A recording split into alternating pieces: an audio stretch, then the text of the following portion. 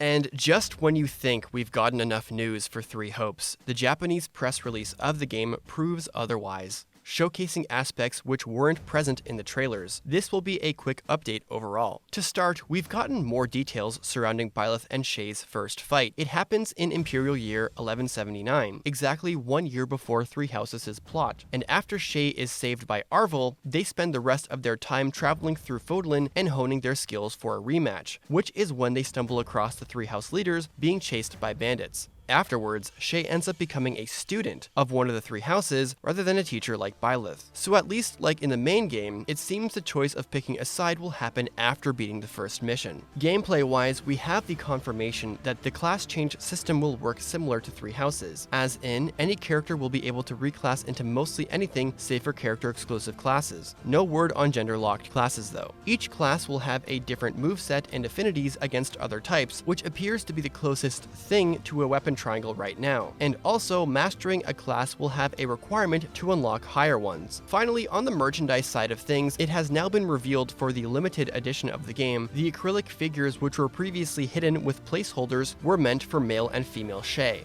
Finally, high-quality portraits of the lords and the retainers have been released. My personal favorite so far is Dedue. His design from mid to post-timeskip is pretty samey armor-wise, but I just really like the beard. I also really like the detail on Dimitri's armor, with the belt covering the right eye of the lion. It's a really cool nod to his post-timeskip design. Which one is your favorite? Comment down below.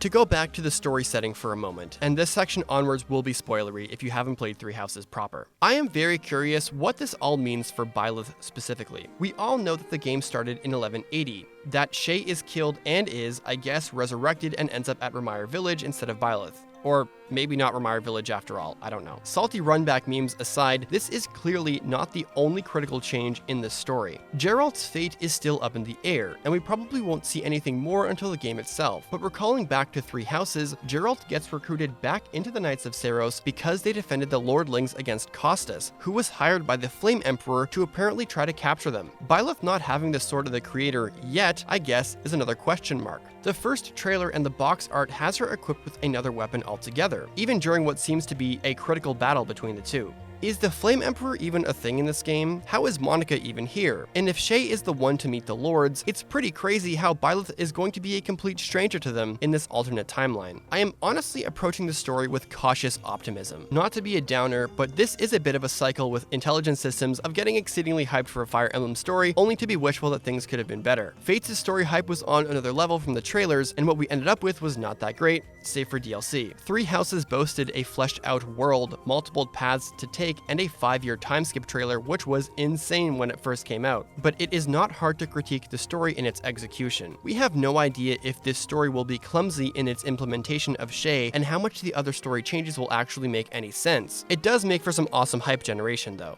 As some advice, if you want to stay up to date on Warriors press content, you should probably follow either Serenase Forest's Twitter or the official Fire Emblem Warriors Twitter account. At the time of writing this, they just released a quick blurb about Hubert, and it's likely they will continue to drip feed information today.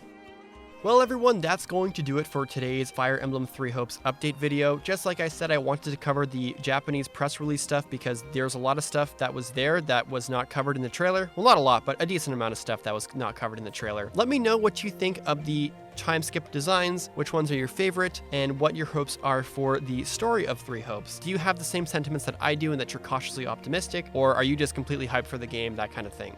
I really liked your comments from the last video on the trailer analysis as well. There were a couple things that I did miss, admittedly, that you guys made note of. I saw that Edelgard and Dimitri were like working together for that brief moment, and Edelgard was running like towards something with Dimitri in the background. I saw that and I didn't know why I didn't make a note of it. It seems like a big deal and it was just like in plain sight, but I guess I forgot to do that. Anyways, guys, thank you so much for tuning in. If you haven't subscribed yet and you're looking at these videos and you're hearing me right now, please consider subscribing. With that all being said, guys, thank you so much, and I'll catch you in the next one.